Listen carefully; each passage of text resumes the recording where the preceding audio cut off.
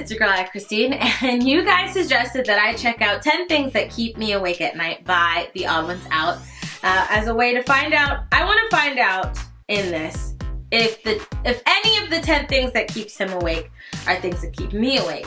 How similar are we? Okay, and I want you guys down below to let me know as he's listing these things off, which things keep you up at night, or do none of them keep you up at night? I have a feeling that there are going to be a few things that are going to be really outrageous, really out there, and not on our levels at all. But we're going to check this out. Link is in the description box below for you to check out. Now let's get started. Hey, if you're watching this and it's late at night and you have school tomorrow, I'm sorry. Top 10 things that keep me awake at night. Number 10, eating all those sugary snacks before my bedtime. That's cute. My blood sugar goes through the roof. Sorry, I just can't help myself. I love a good cookie dipped in hot chocolate. Cookies. Number 9, death and existentialism. Oh, okay. So we just went from sugar to death. And existentialism. I could say sugar does not keep me up at night. When I eat a couple sugar cookies before I go to bed, I'm okay. However, death and existentialism does keep me up at night.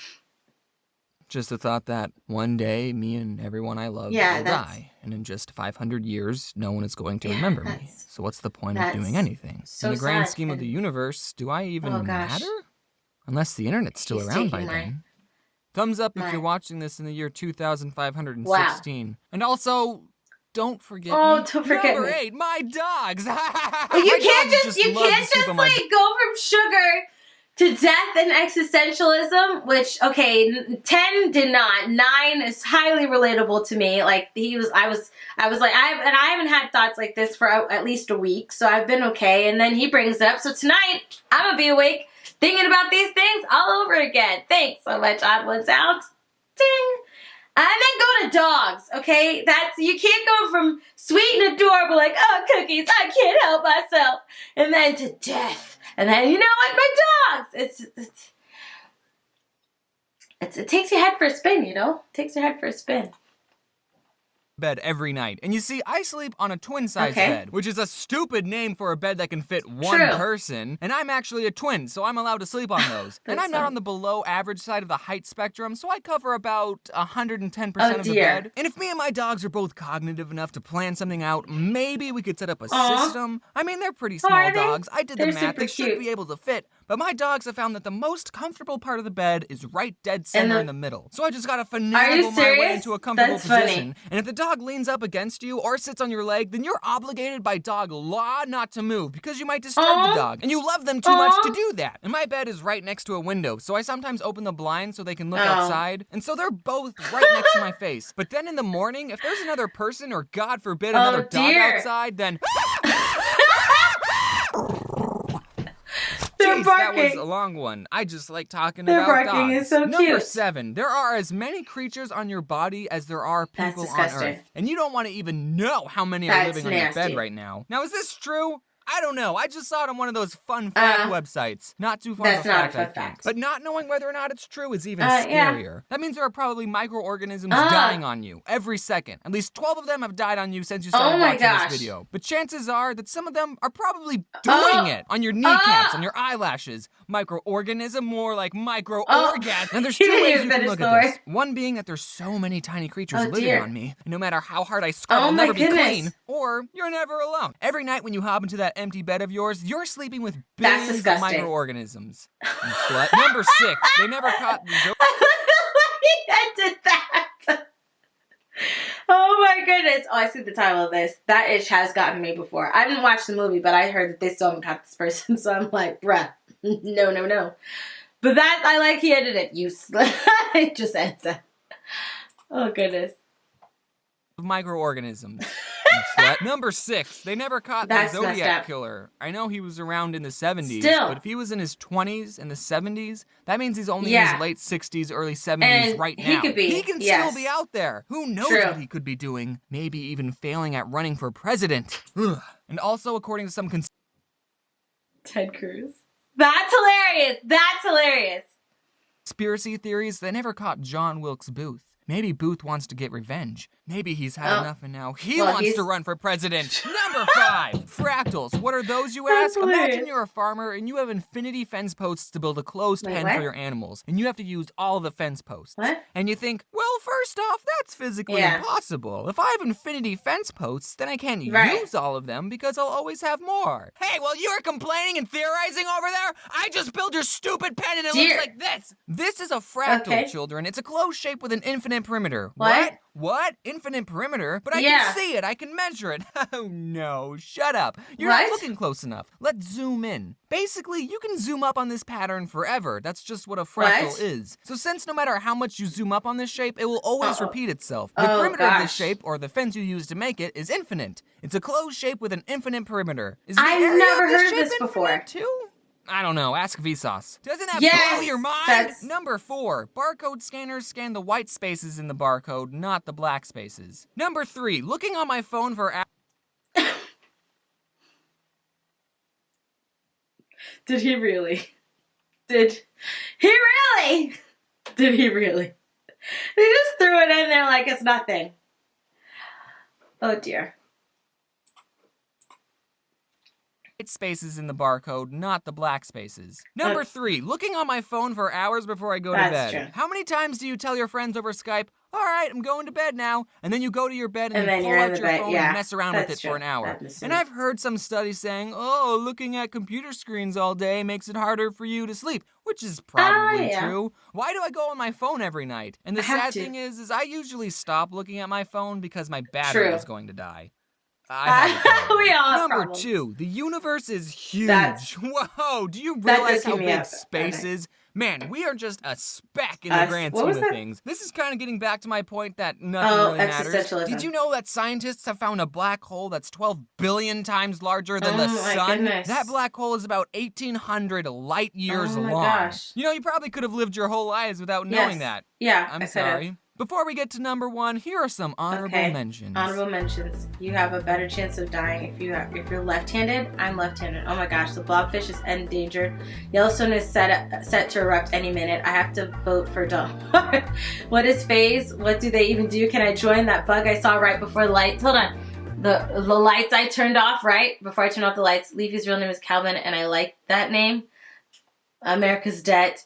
I have so many Tumblr messages that I haven't read. I have to finish editing this video. And the number 1 thing that keeps me awake at night is YouTube is not a stable job. Because of how long it takes me to make a video, I can't really give my opinion on YouTube drama. Heck, I'm still working on my Fine Bros rant. Funny. So a lot of you probably know YouTube took away some creators' monetization on videos for not being advertiser friendly, and they weren't even telling them about it. Now I'm a pretty innocent PG-rated channel, so I didn't get affected by this new change at all. See you later, scrubs! But dang it, if this shows us anything, is that YouTube does not care too much at what's making their website profitable. What's stopping YouTube from saying, hey, we're gonna take 90% of your ad revenue and all your titles have to say YouTube is great in them. That's kind of scary. If YouTube makes bad business decisions, then they'll be out of business. But so will I. So that keeps me awake at night. I would say a lot of these things are relatable for me. Starting at the beginning, the sugar, not so much. I can eat a couple sugar cookies before I go to bed and then I'll be fine. I do stay on my phone. Like I'll lay in my bed, and last night I had to be like, I'm putting my phone down. I'm not gonna touch it. I'm gonna leave it alone. I'm not gonna do anything with it. And because I have a problem. We all have problems, especially if you're a creator. Like I have so many things that I check. I check YouTube, I check comments, and I have 2 channels, so I check both channels' comments, and I look to see how people felt about the last couple videos that I posted, because I post many times in a day. I don't know what's wrong with me. I have a problem.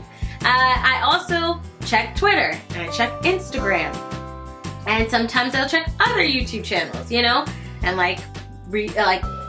type in comments and then read what other people thought of the video. Did they agree with my thoughts? Do they have their own thoughts? Is there other insight that they can give? Like it's a downward spiraling hole.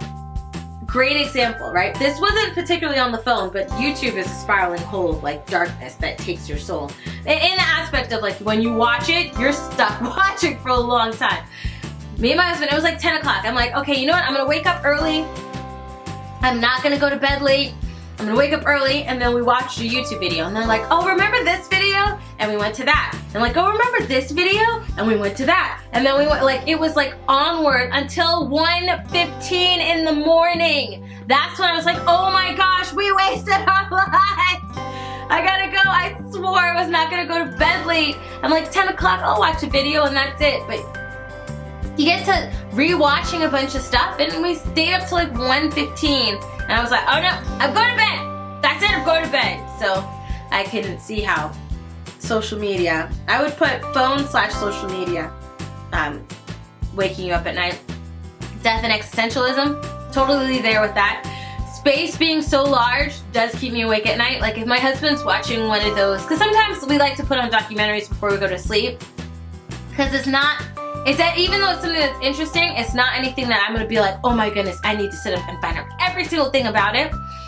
So normally I like to stick to like the nature ones, the animal ones, like this is Earth, and this is like this part of Earth, and these are the animals that live there, this is the weather here, all that stuff. I like those better. He loves the space crap, okay? Not that space is crap, but that ish terrifies me. Like when you start to think of how infinite this universe is, like how it is crazy large and all the different things in it, then I start to thinking of like the existentialism and then the death. Like it becomes this downward domino effect of not good thoughts for me. So I don't like when he watches those when I'm trying to sleep, because I can't sleep after that. Or I have really bad dreams. And the whole YouTube thing, I've mostly kept quiet about it. I'm just gonna keep praying because things are, I will say, interesting. Things are interesting. But the fact that it isn't a normal job, I get that. I get that. Like at any day, anything can happen and this platform could shut down. That's a possibility for anything. It's less realistic right now because it's a company that wants to make money, so they're going to try to stay open as much as they can. But in any day, things can change, so having other options needs to be made. So yeah, I get that. I relate with a lot of stuff he says. Let me know down below for you. Were there things you agreed with? Are things relatable for you? What things keep you up at night? If you like the video, check out the link in the description box below. If you like this video, hit the like button. Don't forget to subscribe and follow me on Instagram. I love you guys as always, and until next time, buddy.